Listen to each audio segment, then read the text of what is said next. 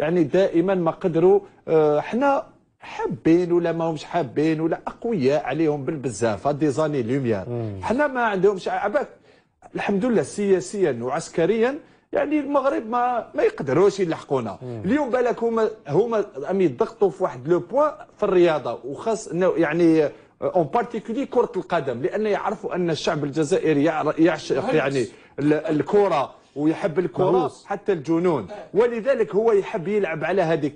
اليوم يعني انكشفت كل الامور، ونزيد لك ستنكشف اكثر، ونقول لك هذه يعني سقوط لقجع سيسقط معه تقريبا جميع اعضاء الكاف، وهذا سيعود بفائده للجزائر.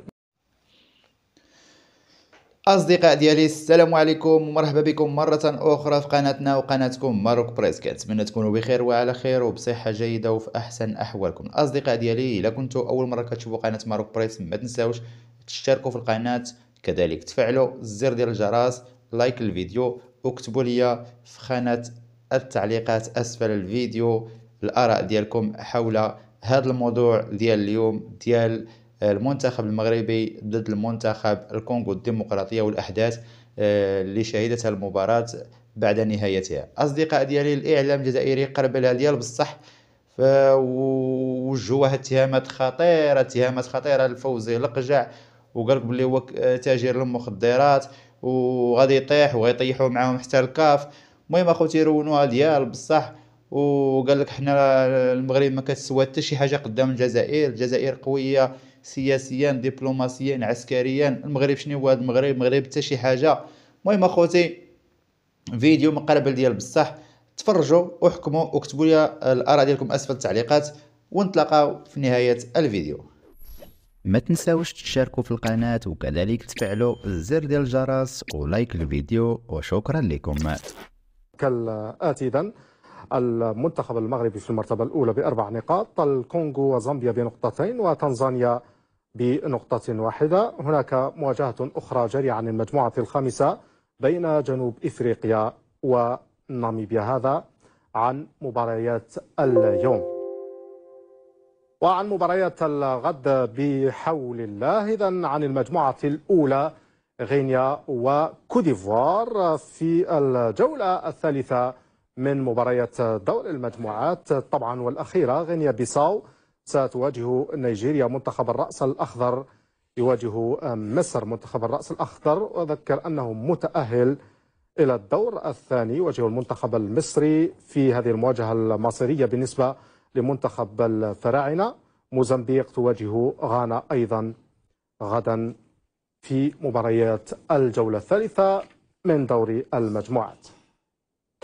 ونعود إلى مباراة المنتخب المغربي التي انتهت بهدف لمثله أمام منتخب الكونغو الديمقراطية. مناوشات خطيرة وكبيرة جدا وقعت عقب هذا اللقاء، كما نتابع في هذه المشاهد. عقب نهاية لقاء المنتخب المغربي ونظيره الكونغولي كما قلت انتهت بتعادل هدف لمثله، وربما المغاربة لم يستوعبوا نتيجة التعادل.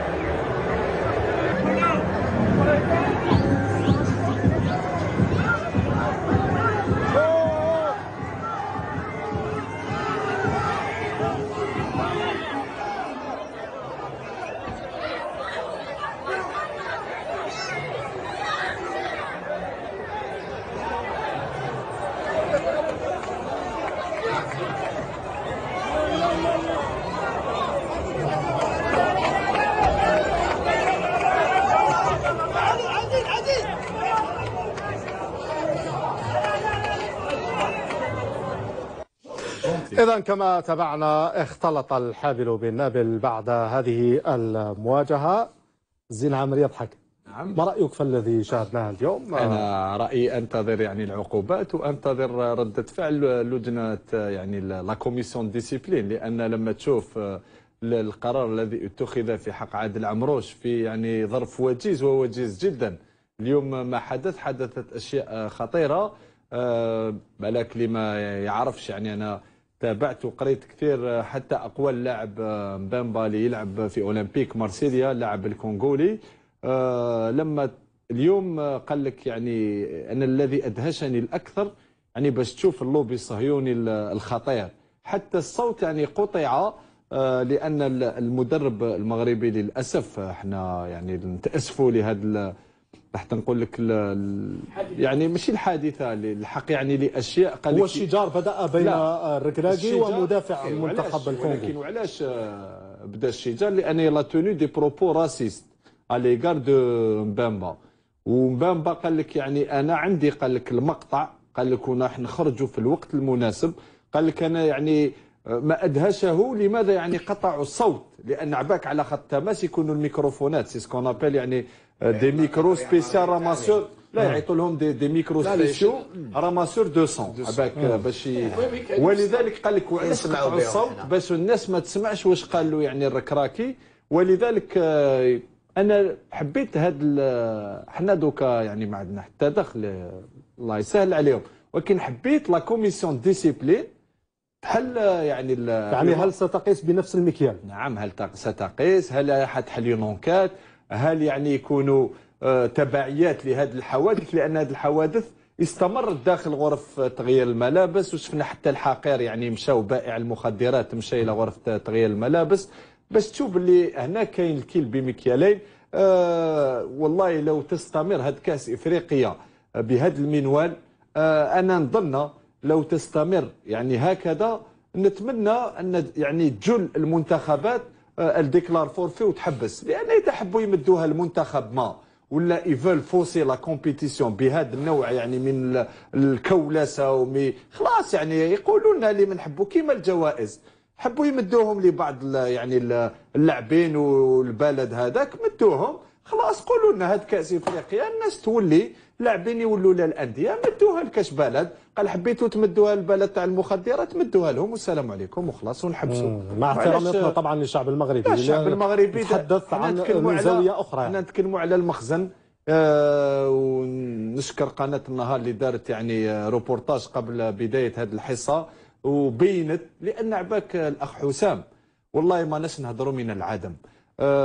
لو الناس طالع، انا كنت عندي الحظ طالعت على بعض يعني دي رابور هكذا اللي واش هاد المخزن المغربي واش يعمل في الكواليس وفي الخفاء ليس الا في الرياضه ضد الجزائر. لو تعلم وتقرا يعني الاشياء التي تحاك، انا من قبل والله تقدر تقول بالك لان عباك سكون ابل بالفرنسي لا تيوري دو كومبلو. ان سيرتان مومون تقدر تقول بالك هذه المؤامره ما كاش منها لا والله مؤامره حقيقيه ليست الا على المنتخب الوطني. واليوم انفضحت والناس مع مرور الوقت راح تشوف حتى كاين يعني بعض من يعني السكان في المغرب نقول لهم ان شاء الله ما يدخلوش، لان في الاونه الاخيره حنا الشعب المغربي دائما ما اون لا ميد كوتي سي ان بوبل فرار. يعني الشعب كيما نقولوا احنا يعني كاين الاخوه سامحني كاين البعض لما يعني يمشوا وتشوف كيف يفرحوا لما تسجل الاهداف ضد المنتخب الجزائري باش تشوف لي سون تران دوكريني مام يعني اون بارتي تاع الشعب تاعهم حبوا يلصقوا لهم هذه الحقد والكراهيه ضد الجزائر. وهو كذلك. طبعا دعنا نعود الى فاصل ثم نعود.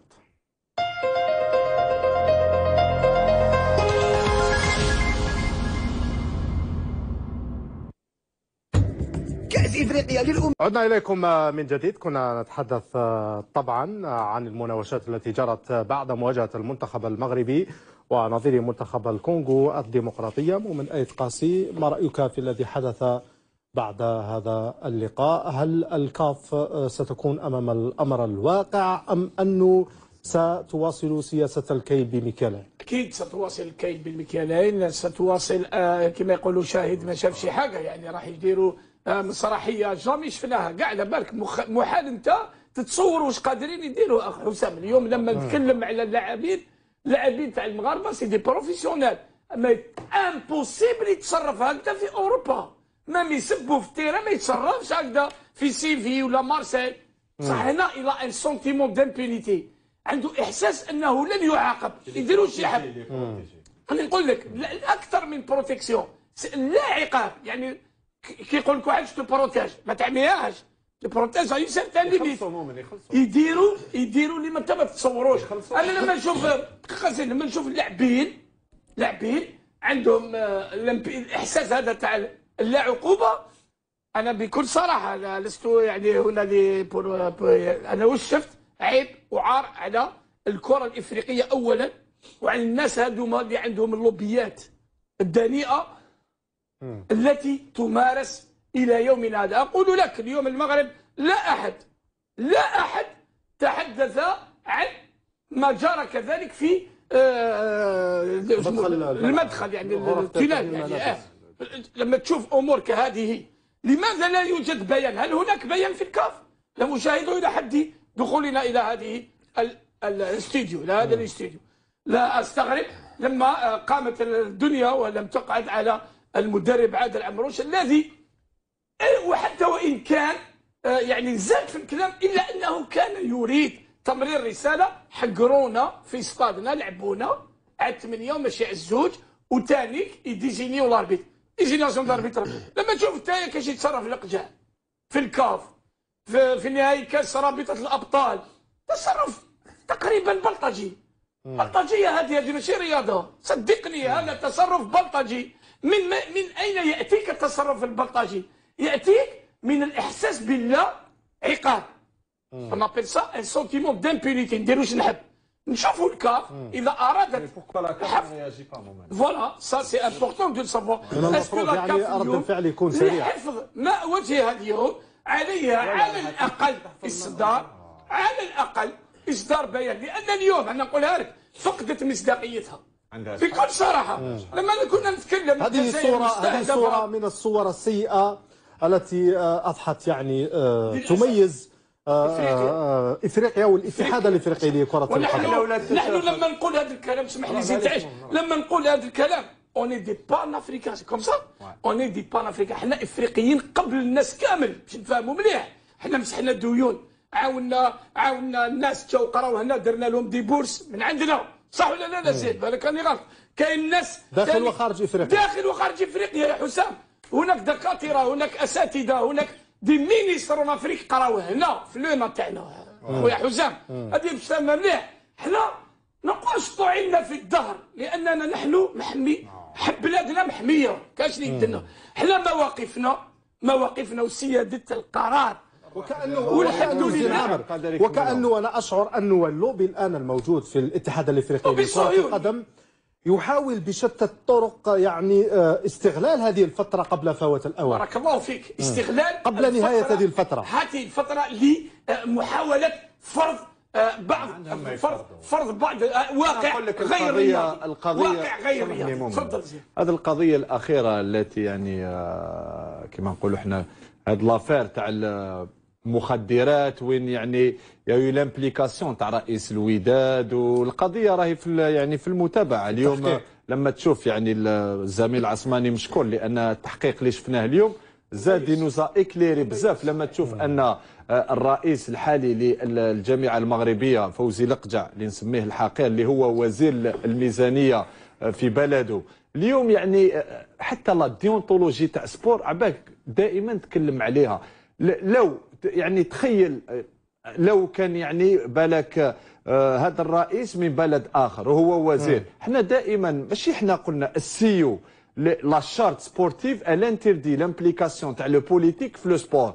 اليوم كيف انت تخلي اللي هو هذا الانسان رئيس ووزير واليوم خرج يعني لي امبليكي عباك؟ هي تحفظيا لو كانت هذا الكاف عندها يعني نوع من لا ماشي يوقف كما يقولوا يعطيك صح توقف تحفظي. يعني او موان لو سسبوندر دون مانيير يعني حتى تنتهي التحقيقات. حتى تنتهي التحقيقات، لان يقول لك لانه يعني متورط في قضيه خطيره اليوم متورط اسكوبار الصحراء. اليوم هذا اسكوبار الصحراء. وحنا يعني كنا رئيس الوداد المغربي ايضا حسام، حنا ليس يعني باش نتكلموا ولا كرها، لا، الشعب المغربي ديما نقولوا راهم هنا، يعني انه ريان ولكن هذا المخزن المغربي نقول لك حنا الحمد لله الجزائر كل الرؤساء التي داولوا عليها يعني دائما ما قدروا، حنا حابين ولا ماهمش حابين ولا اقوياء عليهم بالبزاف دي زاني لوميير.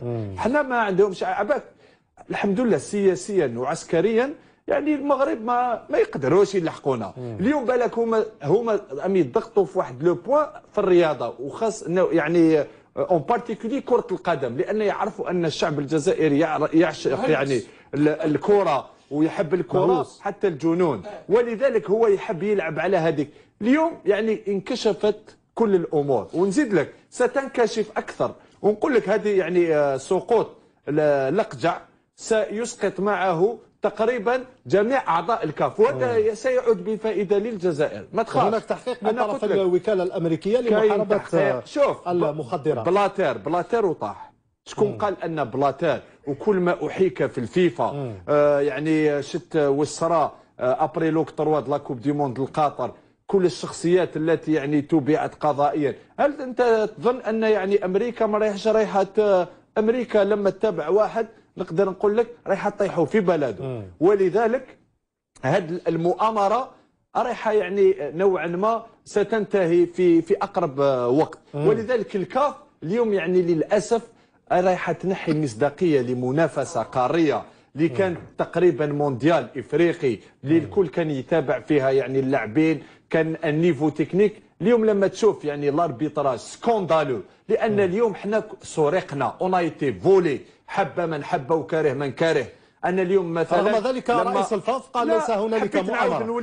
سنعود اليها بعد قليل، لان رئيس الفاف سنعود اليها بعد قليل. زين عامر حتى نعطي لكل نقطه حقها. طبعا مؤمن أيت قاسي سأعود إليك أنت أيضا معنا. كمال مهوي من بواكي في هذا الإطار. مرحبا بك كمال مهوي. نتحدث عن المناوشات التي حدثت بعد مواجهة المنتخب المغربي ونظيره منتخب الكونغو الديمقراطية. نتساءل إن كانت الكاف ستقيس بنفس المكيال في مثل هكذا معطيات.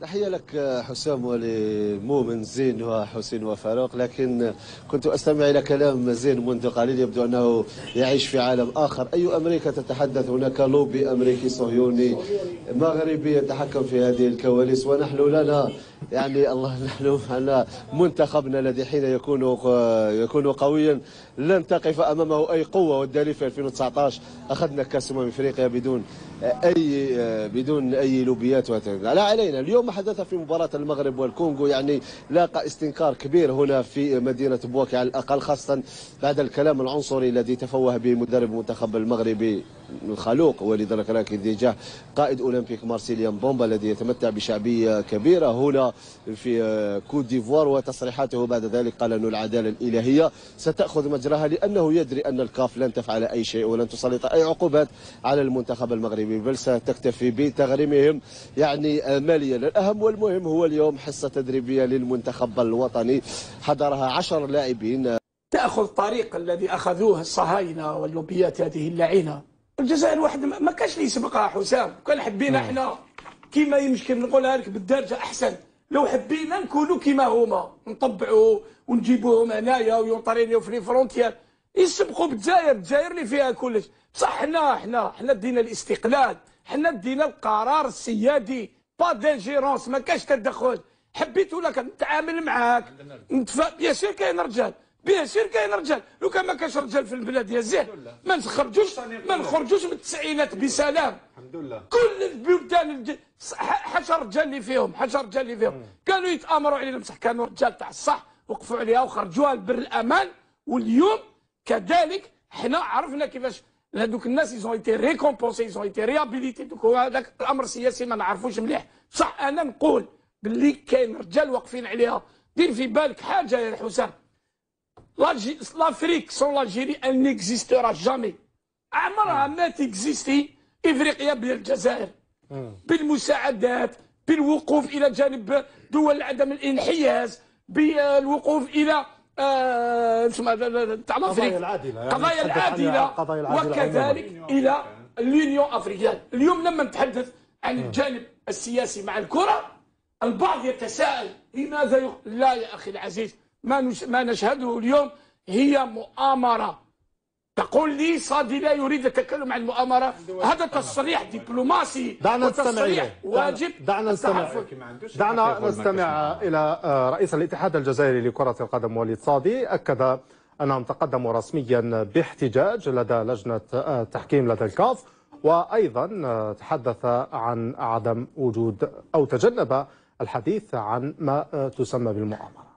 ما فيش رد فعل، احنا قدمنا الاحتجاج البارح ارسلناه للكاف، لحد الان ما فيش رد فعل. الاحتجاج هو ما راحش يغير نتيجه المقابله، الاحتجاج هو ما هو الا تنبيه للكاف حتى المقابلات القادمه راح تكون فيه تحكيم نزيه ويكون فيه مستوى المقابلات المطلوبه. كان حتى اشياء مختلفه على واش من في ضربات جزاء تحدثت عليها انت الصباح. صحيح ان في ضربات جزاء غير محتسبه، هذا يرجع الى حكم الفار، تقدير لحكم الفار. ما نتكلموش على المؤامره، ما نتكلموا على حتى شيء، لانه لو نشوفوا المقابله حكم الفار هو اللي ما عيطش الحكم الرئيسي. كان هذا رئيس الاتحاد الجزائري لكرة القدم. قبل ان امر الى فاروق بالقايد، زين انا يعني مانيش بالك تقول لي الرئيس عنده واجب تحفظ. انا نعطيك برك شيء بسيط. اليوم احنا عندنا يعني التحكيم الذي يعني celui qui va officier le prochain match. لو هذا الكاف حكم صومالي، خلينا من الحكم الصومالي نولي الى الفار. بدلوا اليوم، بدلوا يعني اللي داروا لي دو ماتش الجيري واسمه انغولا والجيري بوركينا فاسو، لو ديرني ماتش تاع لافار بدلوهم. لو ما كانتش يعني اخطاء ومؤامره والاحتجاج. اليوم بالك الرئيس قلت لك ما حبش يعني الى اسيي بالك. لا اليوم برومي بصح يفو با، لا اون ايتي فولي. انا جو نو سوي با داكور مع الرئيس الفيدراليه. نقول له يا سي وليد صادي لو كنت عندك واجب تحفظ ما تهدرش، ولكن باش تقول لا ماشي مؤامره هذه كي ينحوا لك اوطون. اصدقاء ديالي وصلنا لنهايه ديال الفيديو، كنتمنى الفيديو ديال اليوم يكون نال الاعجاب ديالكم. كتبوا لي اسفل التعليقات الاراء ديالكم حول هذا الموضوع هذا وهذا الاعلام الجزائري اللي مقرب لها وجالس كيخطط غير راسو ومفقوس، وحنا المغاربه ما ديناش في هذا الموضوع. هما منوضين خصهم غير السبه. قال لك تعاقب عمروش، خاصهم يشوفوا الكاف واش غتعاقبهم ولا ما غتعاقبهمش. قال لك حقا اللاعبين عارفين راسهم ما غاديش يتعاقبوا، داكشي علاش مشاو كيجريو عند اللعاب باغيين يهاجموه. المهم اخوتي الاعلام الجزائري صراحه كيتهم المغرب ويتهم القجاع والكولاسه. المهم هما خصهم همهم الوحيد هو المغرب وخصهم يطيحوا فوزي القجاع باي طريقه. المهم اخوتي كان هذا هو الفيديو ديال اليوم، نتلاقاو في فيديو قادم ان شاء الله.